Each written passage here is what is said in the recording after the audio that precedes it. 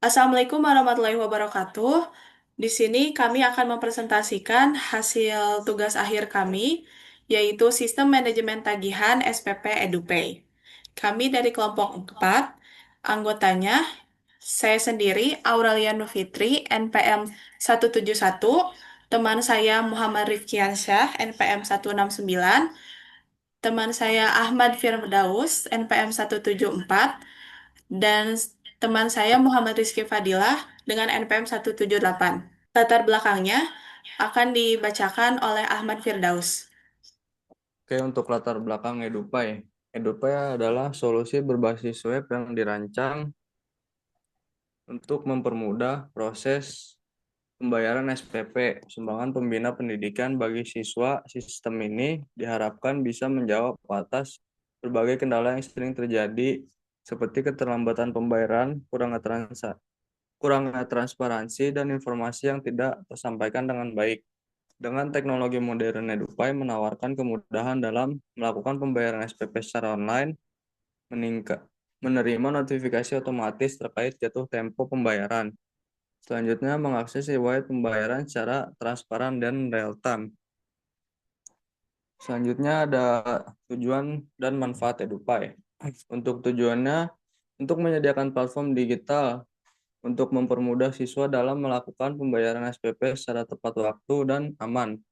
EduPay juga dirancang untuk bisa mendukung proses pemantauan admin atau petugas administrasi sekolah terhadap pembayaran siswa secara real time serta memberikan laporan transaksi yang lengkap. Kemudian ada manfaat untuk memudahkan siswa dan wali dalam memantau status dan riwayat pembayaran kapan saja serta mendukung berbagai metode pembayaran notifikasi otomatis, membantu mencegah keterlambatan dan manfaat bagi admin atau petugas administrasi sekolah, yaitu dalam pencatatan dan pelaporan jadi lebih cepat dan akurat. Sistem ini juga mendorong digitalisasi sekolah dengan tampilan yang ramah dan pengguna pengguna dan mudah diakses. Selanjutnya ada ruang lingkup. Adapun ruang lingkup dalam penulisan hasil penelitian ini dalam pembuatan sistem manajemen tagihan SPP. EduPay berbasis website, yaitu satu pembahasan hanya sampai pada proses pembuatan web, dimulai dari perancangan, pemrosesan, dan menjalankan web. Yang kedua, pembahasan akan mendetail dengan menjelaskan proses perancangan yang mencakup beberapa fitur yang ada seperti dashboard siswa atau admin.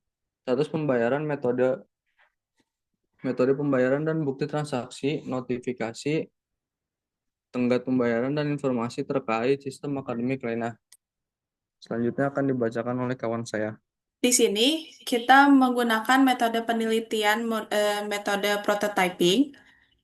Di sini ada identifikasi kebutuhan pengguna, yaitu pengumpulan informasi dari siswa, orang tua, dan admin sekolah melalui wawancara dan observasi sistem manual. Yang kedua ada pembuatan prototype atau Figma, yaitu merancang tampilan awal sistem berupa mockup UI seperti halaman login, dashboard, dan halaman pembayaran.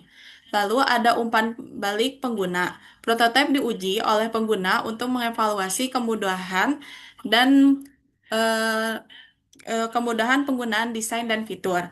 Lalu ada penyempurnaan prototipe. Masukan pengguna digunakan untuk memperbaiki tampilan dan alur sistem agar sesuai kebutuhan. Lalu ada pengembangan dan implementasi, yaitu setelah disetujui, sistem dibangun secara menyeluruh dengan Visual Studio Code diuji lalu disiap digunakan. Lalu di sini ada analisis sistem. Analisis sistem yang sedang berjalan itu untuk meminimalisir kesalahan dan mengatasi permasalahan dengan sistem yang akan dikembangkan. Nantinya, maka diubahlah alur prosesnya dengan metode Sistem Producer Diagram atau SPD. Di sini kita dimulai dari admin, eh, mulai dan masuk ke dashboard admin. Lalu admin mengedit pemberitahuan pembayaran yang akan masuk ke dashboard siswa. Lalu dashboard siswa akan mengecek status SPP dan melakukan pembayaran, lalu mendapatkan bukti pembayaran yang akan masuk ke database. Database akan mengirim langsung ke admin untuk mengecek status pembayaran, lalu admin menginput status akademik siswa yang sudah bayar, lalu dimasukkan ke database. Lalu siswa akan mendapatkan notifikasi pembayaran berhasil atau tidaknya, lalu mendapatkan riwayat pembayaran. Selanjutnya, di sini ada desain sistem IRD. Kita memiliki 4 entitas, yaitu ada entitas admin, entitas siswa, atau wali siswa, lalu ada entitas administrasi, dan entitas file dokumen. Di sini ada IRD gabungan, di mana entitas admin akan memiliki, akan membuat file dokumen yang nantinya akan menghasilkan administrasi yang dimiliki admin. Lalu administrasi menginput sebuah tagihan yang menampilkan eh, entitas siswa atau dashboard siswa. Selanjutnya, DFD akan dijelaskan oleh Rizky Fadilah. Baik, di sini untuk DFD-nya kita ada level 1 dengan 3 proses. Dengan DFD level 1 proses analisis di sini, admin dapat menginput data admin serta data siswa. Dari data siswa kita akan menginput pembayaran SPP. Kemudian dari data pembayaran SPP bisa dicetak menggunakan laporan. Untuk yang level 1 proses 1, admin dapat memverifikasi pembayaran SPP-nya, kemudian menginput data pembayaran SPP-nya, kemudian mencetak bukti pembayaran. Untuk DFD level 1 proses 2-nya, admin dapat menginput data petugas dan mengedit data petugas. Setelah itu bisa juga menghapus data petugasnya. Untuk yang DFD level 1 proses 3, admin dapat menginput data siswa, mengedit data siswa, dan menghapus data siswa. Selanjutnya, untuk flowchart di sini kita ada 2, yaitu flowchart siswa dan flowchart admin. Untuk yang pertama, flowchart siswa ini menggambarkan alur siswa saat menggunakan sistem atau website kita, yaitu pembayaran SPP. Siswa login ke sistem, melihat tagihan, lalu melakukan pembayaran jika belum lunas. Setelah admin memverifikasi, status pembayaran diperbarui, dan proses selesai. Untuk flowchart-nya di sini ada start, kemudian menampilkan halaman login siswa, lalu siswa menginput data NISN dan password. Setelah login, masuk ke halaman dashboard. Nah, di halaman dashboard itu ada 3, yaitu status akademik, pembayaran, dan riwayat pembayaran. Jika kita memilih angka 1, siswa akan ditampilkan status akademik. Untuk yang kedua, siswa akan ditampilkan halaman pembayaran, dan jika kita menginput nomor 3, siswa dapat ditampilkan riwayat pembayaran. Untuk flowchart admin ini tuh kayak menggambarkan alur admin yang login, memverifikasi bukti pembayaran, lalu mengkonfirmasi jika valid atau menolak jika tidak valid hingga proses selesai. Untuk alurnya, dari start, kemudian tampilan login admin, input username dan password. Setelah itu, masuk ke halaman dashboard admin. Nah, di halaman dashboard ini ada 5 pilihan. Yang pertama ada data SPP, data kelas, data siswa, data petugas, dan yang terakhir atau yang kelima itu pembayaran. Jika kita memilih nomor 1, nah di situ ada tampilan data SPP. Di tampilan data SPP ini, kita dapat menambah dan mengedit SPP yang ingin dibayarkan oleh para siswa. Setelah itu untuk nomor 2-nya, kita ada tampilan data kelas. Nah, di data kelas ini juga sama, admin dapat menambah serta mengedit kelas tersebut. Untuk yang ketiga, tampilan data siswa. Nah, di tampilan data siswa juga sama, admin dapat menambahkan data-data siswa serta mengedit data siswa. Untuk yang keempat, admin juga dapat menambah dan mengedit para petugas yang ada di TU. Untuk yang kelima, tampilan pembayaran. Nah, di tampilan pembayaran ini tuh admin dapat memilih bulan dan memilih kelasnya, serta menampilkan data pembayaran siswa. Next. Selanjutnya akan dibacakan oleh rekan saya yaitu Rara. Oke, selanjutnya kita akan ke halaman rancangan siswa. Di sini kita akan masuk ke halaman Figma-nya. Di sini pertama-tama kita akan masuk ke halaman login admin. Dari halaman login admin, kita bisa memilih login atau login sebagai siswa. Di sini kita akan masuk ke login, berarti kita akan masuk ke halaman admin, halaman dashboard admin. Lalu di sini ada beberapa pilihan, ada SPP, kelas, siswa, petugas, pembayaran, dan logout. Lalu kita akan memilih SPP, masuk ke halaman data SPP yang bisa ditambah data SPP, lalu bisa diedit. Lalu di sini kita akan ke halaman data kelas yang sama juga bisa ditambah dan bisa diedit. Lalu kita masuk ke halaman siswa. Di sini ada data siswa yang bisa diedit dan bisa juga ditambah. Lalu kembali masuk ke data petugas. Di sini kita bisa mengedit data petugas dan juga bisa menambah data petugas. Lalu kita masuk ke halaman pembayaran atau halaman data siswa untuk pembayaran. Di sini juga ada histori pembayaran. Lalu kita akan pergi ke halaman siswa. Ini halaman login siswa. Di sini kalau siswa belum punya akun bisa masuk ke halaman register siswa baru.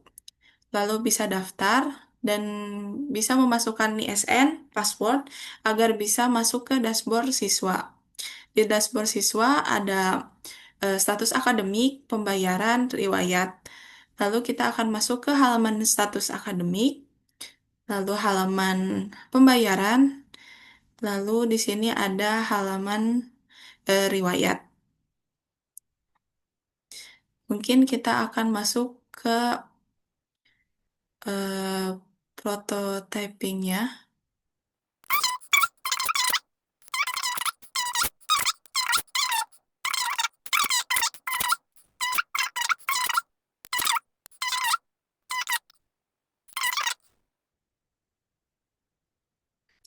Dan selanjutnya akan dilanjutkan untuk menjelaskan website sistem manajemen tagihan SPP dengan rekan saya Rifkiansyah. Oke, baik. Di sini kita akan mendemonstrasikan hasil website yang kami buat. Di sini kita masuk ke halaman admin atau petugas. Kita dapat memasukkan username dan password si petugasnya. Saya sudah buat akun buat petugasnya, jadi langsung kita praktekkan saja.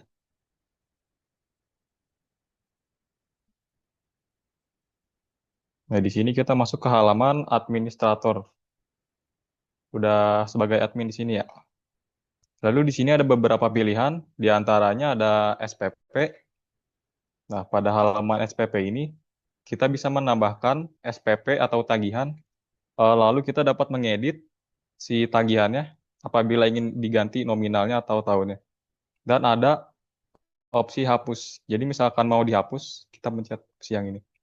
Lalu selanjutnya kita masuk ke kelas. Ini masih di halaman admin, bisa memasukkan nama kelasnya dan keahliannya. Contohnya seperti yang ada di sini. Lalu selanjutnya kita akan bergeser ke opsi siswa. Nah, ini ada hubungannya nanti sama si register. Jadi apabila si siswanya ini memasukkan data pada halaman register, maka akan masuk ke halaman siswa. Di sini ada beberapa contoh. Lalu admin juga bisa menambah data siswa pada halaman admin. Seperti ini. Lalu selanjutnya ada opsi petugas. Di sini kita bisa menambah siapa saja petugas yang bisa mengakses pada laman admin ini.